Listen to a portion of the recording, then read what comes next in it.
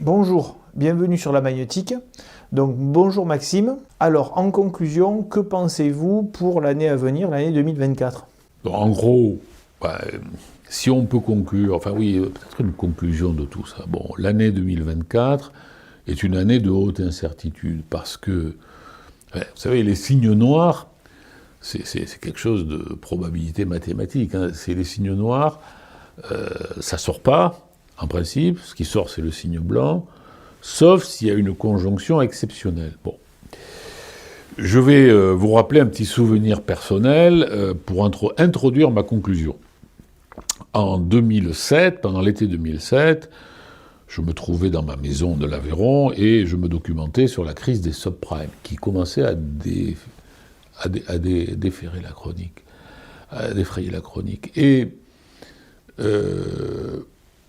on nous expliquait que c'était une crise mineure sur des prêts sans importance, à bas taux d'intérêt, et personne ne prévoyait une baisse de la croissance de l'économie mondiale en 2008. Puis, le 15 septembre 2008, j'étais à Caen, j'étais directeur régional de la Banque de France en Normandie, le préfet m'appelle à son bureau, il me dit « Monsieur le directeur, vous avez vu ce qui s'est passé l'effondrement de Lehman Brothers, nous rentrons dans une crise très importante, et le président de la République a décidé de créer la médiation du crédit.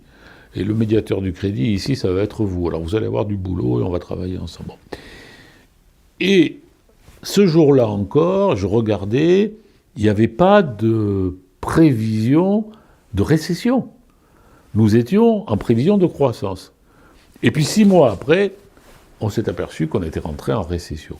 Alors vous avez toujours des mécanismes de révision des comptes nationaux trimestriels et annuels aussi, qui fait que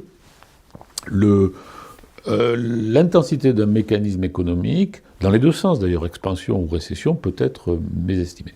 Alors, pourquoi je vous fais tout ça? Parce que d'abord, je l'ai vécu, c'est du vécu, et qu'aujourd'hui, vous avez la conjonction entre, les niveaux d'endettement, globalement, les plus élevés de toute l'histoire de l'humanité en temps de paix. Bon, on pourrait abreuver les auditeurs de la magnétique de chiffres, mais juste un chiffre, puisque je rappelais 2008. En 2008, l'endettement mondial représentait 2 années de PIB, un peu plus, 2,3. Aujourd'hui, c'est 4. Donc ça ne s'est pas arrangé. Hein. Bon. Deuxièmement, deuxième conjonction, l'année dans laquelle nous entrons va être l'année de plus faible croissance depuis 2009-2010. Bon. Personne ne prévoit une croissance soutenue. Et troisième élément, géopolitique, on n'a jamais eu autant de risques géopolitiques. Nous avons parlé des risques de guerre en Europe, mais il y a aussi le Proche-Orient, il y a aussi la mer Rouge, il y a aussi l'Arménie, il y a aussi la Russie et Taïwan, enfin la Chine et Taïwan, j'en passe, et des meilleurs. Donc, c'est une année incertaine, et des niveaux de taux d'intérêt qui restent élevés. Donc, soit on est... D'ailleurs, ça ne sert à rien d'être optimiste ou pessimiste. Moi, je ne suis ni optimiste ni pessimiste. On peut avoir une année de transition.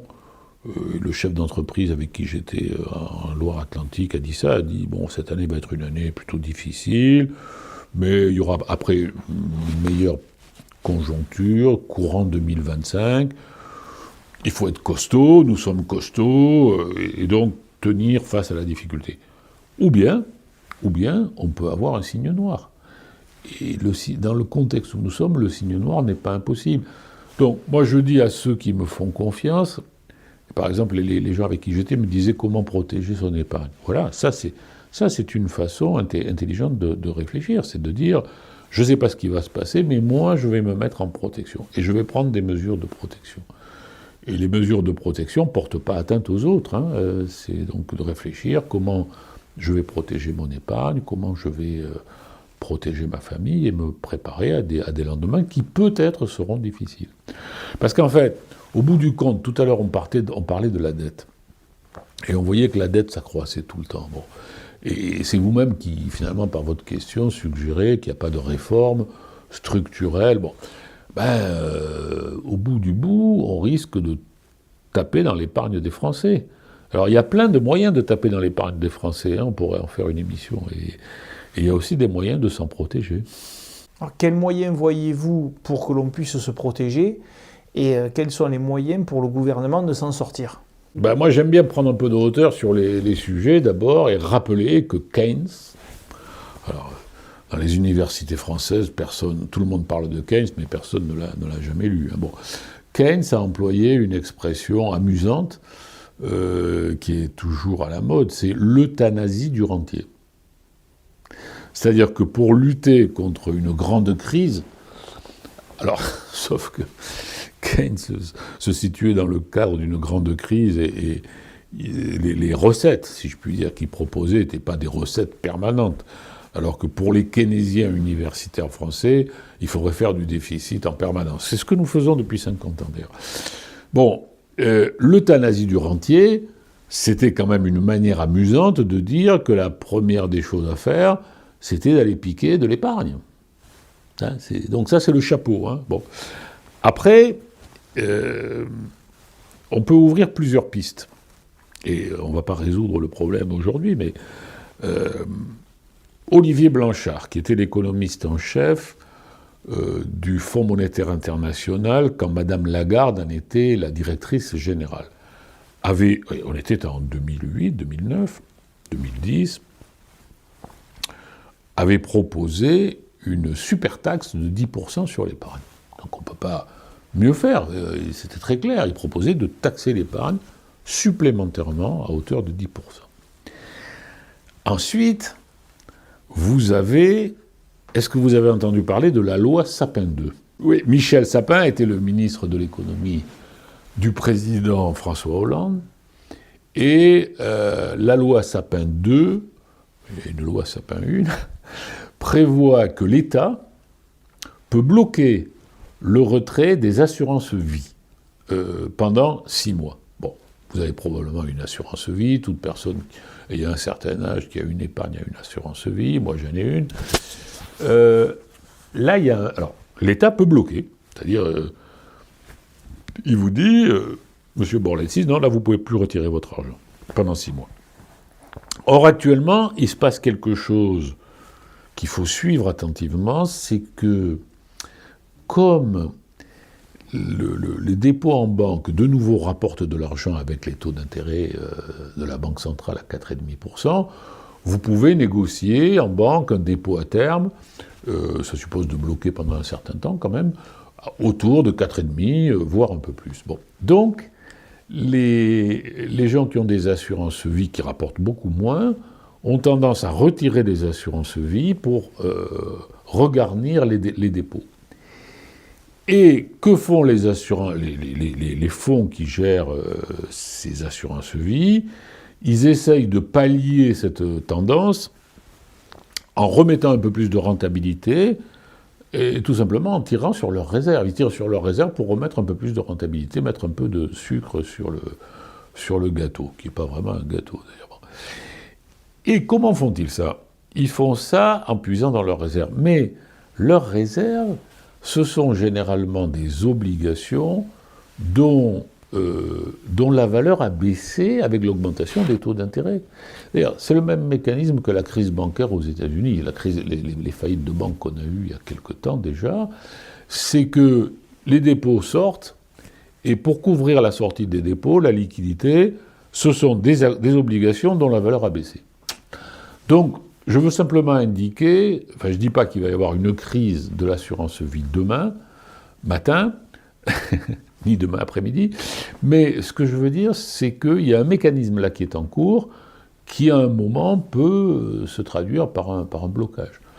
Ensuite, vous avez une idée qui a circulé largement, c'est de dire un emprunt forcé. Bon.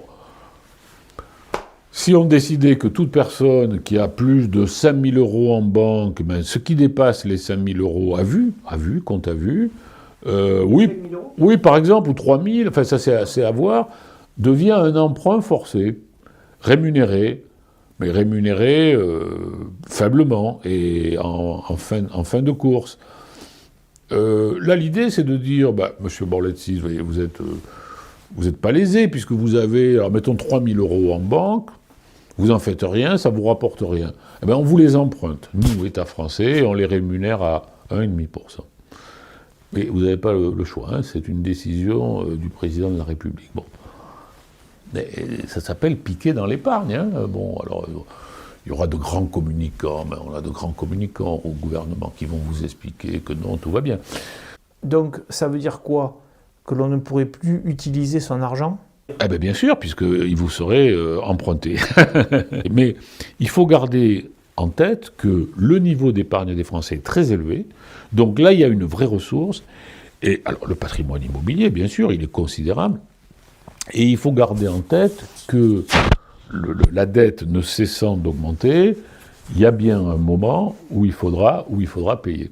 Avez-vous d'autres scénarios que le gouvernement envisage?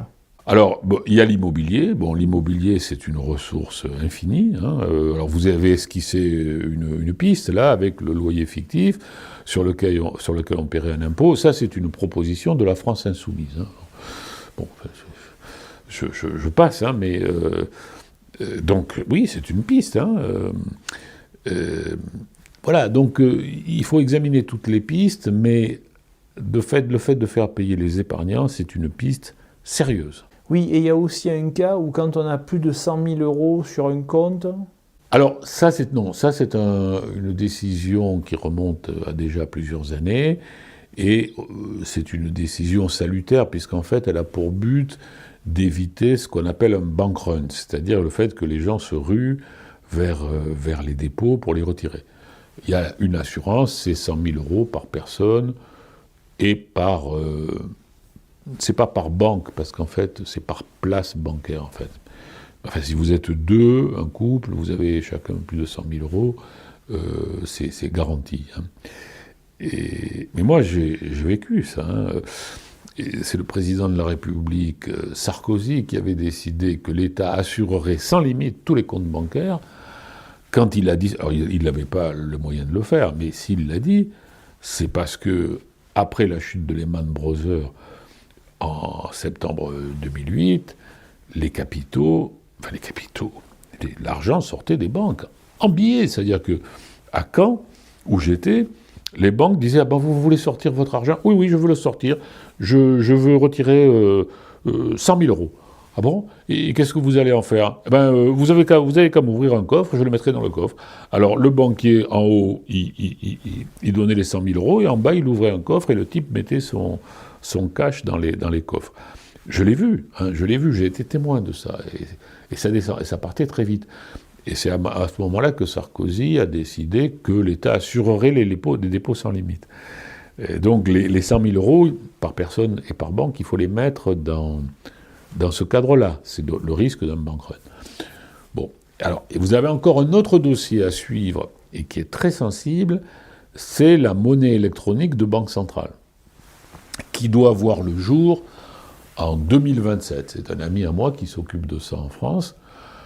Et là, alors je n'engage pas ma propre opinion, hein, mais vous avez un certain nombre de gens qui disent, et qui envoient même des messages d'alerte en disant « Attention, quand ça va commencer, on vous demandera de ramener les billets de banque pour convertir en monnaie électronique de banque centrale. » Alors, c'est pas tout à fait la même chose qu'un billet de banque, hein, parce que c'est tracé.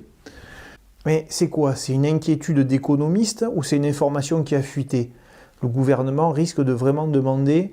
Non, ils ne l'ont pas dit, mais vous avez des alertes qui circulent. Par exemple, Argos Édition, Marc Schneider, ça c'est un type qui vous envoie des mails pour vous dire comment faire fortune et comment protéger votre argent. Il dénonce ce risque. Et il faut avoir en tête que, alors personne ne connaît ces chiffres, mais quand on regarde les billets de banque en circulation, 40% aujourd'hui sont des billets qui sont thésaurisés. Et la moitié, c'est-à-dire de l'épargne qui est gardée à domicile. Et la moitié de ces billets thésaurisés sont thésaurisés à l'étranger. Bon.